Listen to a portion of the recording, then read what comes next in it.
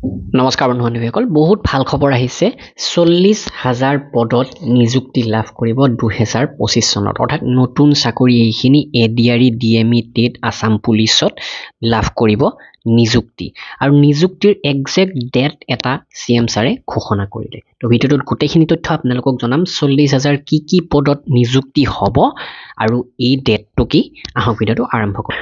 তো মন কৰক এইখন আমাৰ অসমৰ এইবাৰ বাজেটৰ মেইন স্পিচটো আৰু এই বাজেট স্পিচত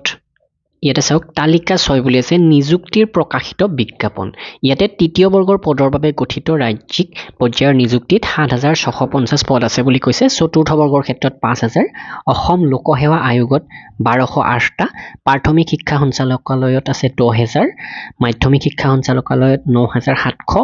অসম অভিযন্তা সেৱা নিযুক্তি পৰিষদত 343টা চিকিৎসা বিজ্ঞান আৰু স্বাস্থ্য সেৱা নিযুক্তি পৰিষদত 490 আৰু ৰাজ্যিক পৰ্যায়ৰ আৰক্ষী নিযুক্তি পৰিষদ অৰ্থাৎ অসম পুলিচৰ 6,239 এনেকৈ মুঠ 40,697টা পদত নিযুক্তি লাভ কৰিব বা নিযুক্তিৰ অলৰেডি বিজ্ঞাপন প্ৰকাশ হৈ গৈছে আৰু বৰ্তমান এক্সাম চলি আছে বহুতে সুধি আছে বা কিছুমান ইমেজ শ্বেয়াৰ কৰি আছে যে আকৌ এই পদখিনি প্ৰকাশ হ'ব বিজ্ঞাপন তো হেতু একদম মিছা কথা তো ইয়াতে ডাইৰেক্টলি এই 40,697 পদৰ অলৰেডি নিযুক্তি প্ৰক্ৰিয়া চলি আছে অলৰেডি প্ৰায় এপ্লাই হৈ গৈছে তৃতীয় চতুৰ্থ বৰ্গৰ ৰিজাল্ট ঘোষণা কৰিলে অসম পুলিচৰ ৰিজাল্ট ঘোষণা কৰি আছে নেক্সট পৰ্যায়ৰ হৈ থাকিব কিন্তু নতুন নিযুক্তি বা নতুন পোষ্ট আহিব বুলি ইয়াতে উল্লেখ কৰা নাই এটো অলৰেডি প্ৰকাশিত বিজ্ঞাপন হয় হেতু প্ৰথমতে আপোনালোকক ক্লিয়াৰ কৰি দিলো নেক্সট পইণ্টটো হৈছে ইয়াৰ আগতে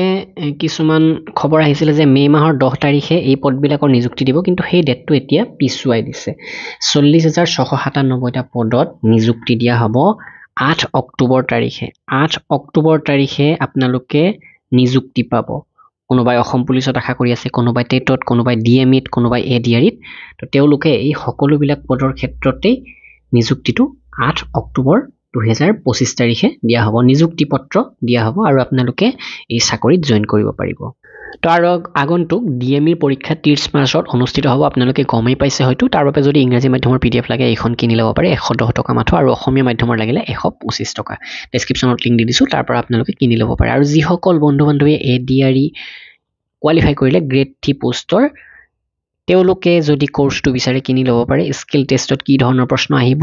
প্ৰায় 30টা প্ৰেক্টিস সেট আপোনালোকে লাভ কৰিব আৰু ইয়াৰ সলিউশনো আপোনালোকে পাব আৰু যদি ইয়াৰ আপগ্ৰেড ভাৰ্সন লাগে লগত এক্সট্ৰা